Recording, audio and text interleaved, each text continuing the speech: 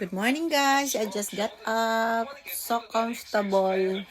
Very nice. I had very good sleep last night. It's so relaxing in here. So let's eat breakfast, guys. I have my coffee here, bacon and eggs and chicken.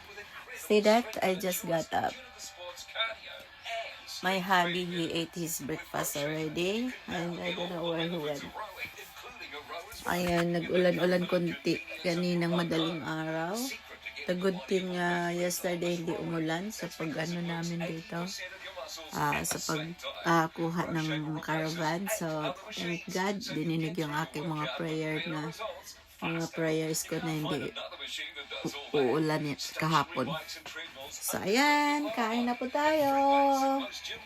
Napaka komportable itong caravan na to. Malaki kasi, o, tinan niya. Kumpara ko sa dati namin, yung Jayco namin, maliit kasi yun eh. Kaya, pag kakain kami, nandyan lang yung table. Tapos nakakunik lang yung aming bed dati. Kaya medyo hindi masyadong komportable. Pero nag-enjoy din naman kami noon eh.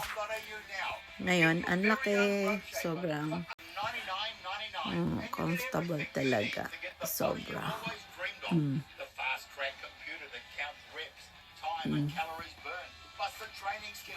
Diba? Okay, kain na po tayo. Let's eat. Morning. Bye for now.